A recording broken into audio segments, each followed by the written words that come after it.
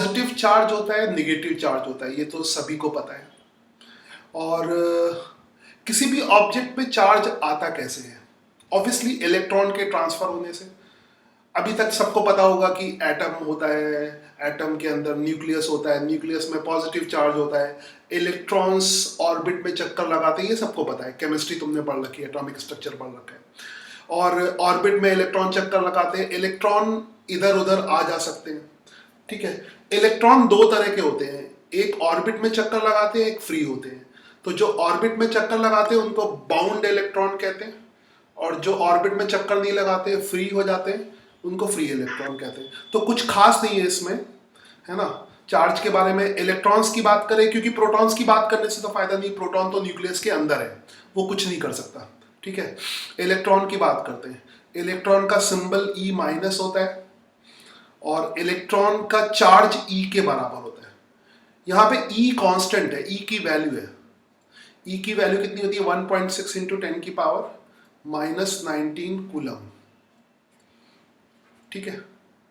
ये सिंबल है इलेक्ट्रॉन का, दिस इज सिंबल, इलेक्ट्रॉन का ये सिंबल है, ये सिंबल, ये कोई वैल्यू नहीं है, ये सिंबल है ना। इलेक्ट्रॉन का ये सिंबल हो गया। सो इलेक्ट्रॉन के बारे में कुछ बातें, मैंने इसमें गोला उसी कलर का लगा दिया, डिफरेंट कलर का चाहिए था मुझे। ये सिंबल हो गया ना इलेक्ट्रॉन। इसके बारे में कुछ बातें, इसमें एक फ्री इलेक्ट्रॉन होते हैं, फ्री इलेक्ट्रॉन। वैसे नाम से ही क्लियर होता है, कोई बहुत ज्यादा तुम्हें लिखना हो तो लिख लेना। फ्री इलेक्ट्रॉन वो होते हैं जो ऑर्बिट में चक्कर नहीं लगाते हैं, सिंपल सी बात है, जो फ्री हो जाते हैं, ऑर्बिट छोड़ के फ्री हो जाते हैं, है ना। ऑब्वियसली जो आखिरी ऑर्बिट के इलेक्ट्रॉन होते हैं, के एल एम एन, जो लास्ट ऑर्बिट होती है, जो भी लास्ट ऑर्बिट हो, उसके इलेक्ट्रॉन की पॉसिबिलिटी ज्यादा फ्री होने की होती है ना। तो तुम्हें पता होगा आयनाइजेशन एनर्जी, ये सब कंसेप्ट। फ्री इलेक्ट्रॉन दूसरे होते हैं बाउंड इलेक्ट्रॉन, ठीक है। बाउंड इलेक्ट्रॉन, बाउंड इलेक्ट्रॉन वो होते हैं जो ऑर्बिट में चक्कर लगाते हैं, ऑर्बिट छोड़ नहीं सकते, ठीक है। यानी जो घर के अंदर रहते हैं बाउंड इलेक्ट्रॉन, जो घर के बाहर जा सकते हैं वो फ्री इलेक्ट्रॉन। और तुम्हें पता है काम के वही लोग होते हैं जो घर के बाहर जा सकते हैं, मतलब फ्री इलेक्ट्रॉन ही काम के होते हैं, बाउंड इलेक्ट्रॉन किसी काम के नहीं होते, ठीक है। तो ज्यादातर काम आते हैं फ्री इलेक्ट्रॉन। और किसी भी एटम के छोटे से छोटे पोर्शन में, इवन यू कैन अज्यूम कि 1 मिलीग्राम या जो भी है, 10 की पावर -20 ग्राम ले लो, उसमें भी millions of billions of electrons होंगे, ठीक है। तो नंबर ऑफ इलेक्ट्रॉन बहुत ज्यादा होते हैं, ये तो और वैसे इलेक्ट्रॉन और डिटेल में बात करो तो इलेक्ट्रॉन पार्टिकल भी नहीं होता है, एनर्जी होता है, वो सब अभी बात नहीं कर रहे हैं, इलेक्ट्रॉन को पार्टिकल की तरह कंसीडर कर रहे हैं, ठीक है। तो यहां पर एक बहुत सिंपल मॉडल लेंगे और उससे बेसिक चीजें डिस्कस करेंगे। तो सपोज करो हम एक कोई सब्सटेंस, किसी भी तरह का सब्सटेंस ले लेते हैं, ठीक है। अगर इस सब्सटेंस पे चार्ज नहीं है तो जितने इलेक्ट्रॉन होंगे उतने ही प्रोटॉन्स होंगे।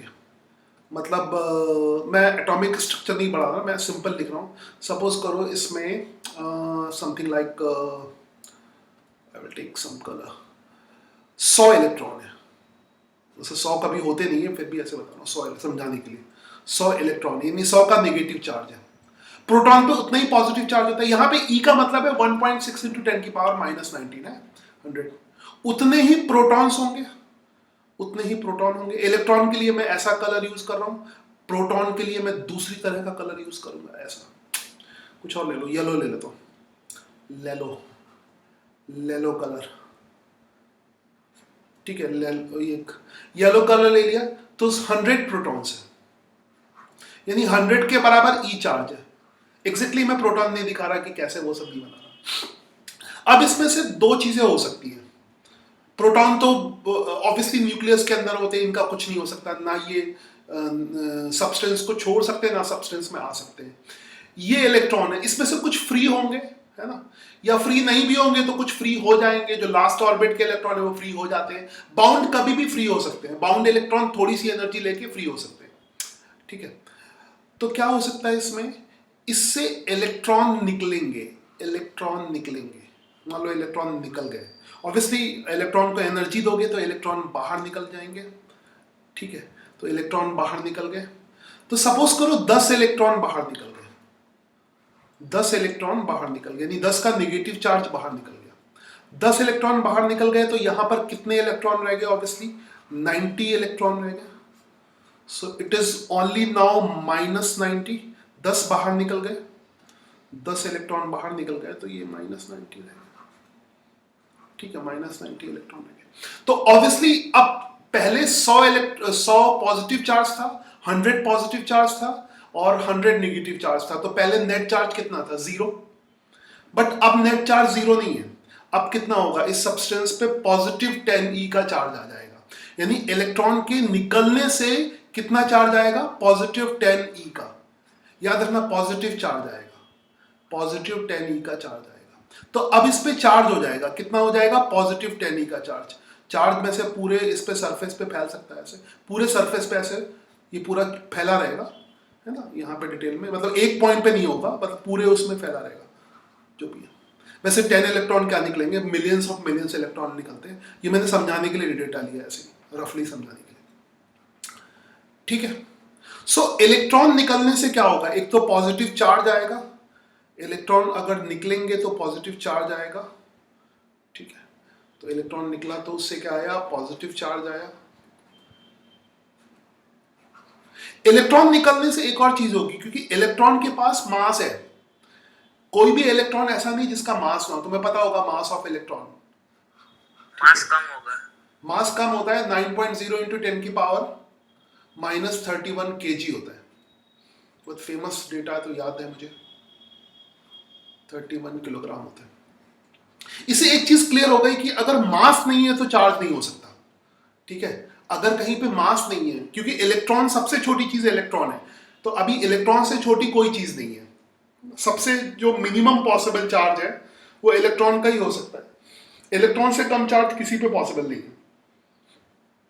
ठीक है, तो उसका भी मास है, इलेक्ट्रॉन का भी मास है। इसका मतलब चार्ज बिना मास के नहीं हो सकता। तो एक तो पॉजिटिव चार्ज आएगा, और दूसरा क्योंकि इलेक्ट्रॉन बाहर निकले हैं इसलिए इस सब्सटेंस का मास डिक्रीज कर जाएगा। देखो मैं पिंक कलर से दिखा रहा हूं, इसका मास है, तो इसका मास क्या कर जाएगा? डिक्रीज कर जाएगा, क्योंकि इलेक्ट्रॉन का मास होता है और 10 इलेक्ट्रॉन बाहर निकल गए तो मास डिक्रीज कर जाएगा। बहुत कम डिक्रीज करेगा मगर डिक्रीज कर जाएगा। तो इलेक्ट्रॉन के बाहर निकलने से पॉजिटिव चार्ज आएगा और मास डिक्रीज कर जाएगा। ठीक है, ये सो और एक और चीज है कि मतलब 10 इलेक्ट्रॉन, 11 इलेक्ट्रॉन, 8 इलेक्ट्रॉन ऐसे बाहर निकलेंगे। आधा इलेक्ट्रॉन कभी भी बाहर नहीं निकल सकता है ना, हाफ इलेक्ट्रॉन बाहर नहीं निकल सकता। तो ये चीजें अभी दिमाग में रखते हैं, फिर एक कुछ रूल्स आएंगे, समझ जाएंगे। अब हम इसका उल्टा रूल करते हैं। तो लेट्स गो बैक। देखिए कितनी जल्दी मैं वापस चला जाता हूँ। लेट्स गो बैक, अपने उसी सिचुएशन पे वापस। नहीं छोड़ो, मिटा दूंगा। मुझे लग रहा है कि मैंने मास, चलो मैं रबर के थ्रू। तो गो बैक, फिर से हमारे पास कितने प्रोटॉन थे? 100 प्रोटॉन थे, 100 इलेक्ट्रॉन थे। So now again we have 100 electron. Situation पे वापस आ गए। we have -100 electron. अब इसका उल्टा करते हैं।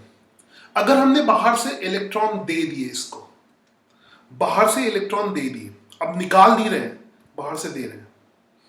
ठीक है, बाहर से इलेक्ट्रॉन दे दिए तो अब क्या होगा? बाहर से इलेक्ट्रॉन दे दिए तो 100 इलेक्ट्रॉन थे, अब हो जाएंगे 110 इलेक्ट्रॉन। ठीक है, पहले तो बराबर थे, 100 इलेक्ट्रॉन थे, 100 प्रोटॉन थे, अब हो गए 110 इलेक्ट्रॉन्स। अब इस पे आ जाएगा, क्योंकि 100 से ये 10 ज्यादा, अब इस पे चार्ज आ जाएगा -10e के बराबर। माइनस पूरे उसमें डिस्ट्रीब्यूट हो जाएगा ऑब्वियसली, -10, इस पे माइनस चार्ज आ जाएगा। ठीक है, तो इलेक्ट्रॉन अंदर आया तो उससे क्या हुआ? माइनस चार्ज आ गया। ठीक है, नेगेटिव चार्ज आ गया, नेगेटिव चार्ज आ गया। और क्या होगा? और ऑब्वियसली इलेक्ट्रॉन अंदर आया है तो मास अब इंक्रीज करेगा। पहले इलेक्ट्रॉन निकला था तो मास निकला था, अब इलेक्ट्रॉन आया है तो मास इंक्रीज करेगा। तो नेगेटिव चार्ज आएगा तो मास इसका थोड़ा सा, बहुत थोड़ा सा, नेग्लिजिबल होगा, उसकी वैल्यू बहुत कम होगी, मगर कंसेप्चुअली मास इंक्रीज करेगा। ठीक है, और बस ये पूरा इलेक्ट्रॉन ही निकल सकता है, पूरा इलेक्ट्रॉन ही आ सकता है। तो इस तरह से चीजें नहीं ना। एक चीज इसमें इंपॉर्टेंट है जो पिछले डायग्राम में भी देख सकते हो, उसको हम प्रॉपर्टीज में अलग करके टोटल प्रॉपर्टीज में लिख देंगे। देखो इसमें पहले टोटल चार्ज कितना था, 0, जब 100 और 100 थे, ठीक है। अब यहाँ पे -110, मतलब ये -110 हो गया, ठीक है, -110 हो गया और प्लस 10 का चार्ज। तो अभी भी देखो इसमें कितना चार्ज है, -10, जब इलेक्ट्रॉन बाहर आया, इलेक्ट्रॉन बाहर निकला, इलेक्ट्रॉन तो पहले 100 थे, है ना, पहले 100 थे। तो बेसिकली क्या होगा, इसमें थोड़ा समझ लो, इसको थोड़ा सा मैं इधर और बना देता हूँ, तब समझ में आएगा। लेट मी टेक, क्योंकि इलेक्ट्रॉन निकलेगा तो किसी दूसरे सब्सटेंस से निकलेगा। मुझे एक और डायग्राम बनाना पड़ेगा इस चीज को समझाने के लिए। Let us take another object, this is another object, ठीक है। तो यहां से इलेक्ट्रॉन निकला है, देखो पहले तो चार्ज 0 था, पहले चार्ज मतलब शुरू में जब इलेक्ट्रॉन निकले नहीं थे, इलेक्ट्रॉन आए नहीं थे, तब इसमें भी 0 था, इसमें भी 0 था, ठीक है। अब जो इलेक्ट्रॉन आया है वो कहीं से निकलेगा, जहां से निकलेगा वहां पे क्या आएगा, +10 का चार्ज आएगा, और जहां पे आया -10 का चार्ज आएगा। तो टोटल चार्ज अब भी 0 होगा, ठीक है, टोटल चार्ज अब भी 0 होगा। मतलब पूरे सिस्टम की बात करें, एक अकेले का देखोगे तो उसमें -10 का चार्ज है, मगर इलेक्ट्रॉन जो आएंगे वो कहीं ना कहीं से तो निकले होंगे ना, तो जहां से निकले होंगे उसमें पॉजिटिव चार्ज है। तो हम कहते हैं टोटल चार्ज हमेशा 0 रहेगा, इसको कहते हैं टोटल चार्ज कंजर्वेशन। इसको तुम पूरी केमिस्ट्री में यूज करते हो, है ना, इधर के चार्ज उधर से बैलेंस करते हो, उधर के चार्ज इधर से बैलेंस करते हो। दिस इज चार्ज कंजर्वेशन, जिसपे पूरी केमिस्ट्री, इलेक्ट्रोकेमिस्ट्री ये सब बेस्ड है, रिडॉक्स रिएक्शन, इलेक्ट्रोकेमिस्ट्री ये सब बेस्ड है ना। सो और एक बात और इसमें ध्यान देने वाली है, जो इलेक्ट्रॉन कभी टूट के नहीं निकलेगा, आधा इलेक्ट्रॉन नहीं निकलेगा, पूरा इलेक्ट्रॉन निकलेगा, है ना। तो ये सब चीजें हमने देख ली।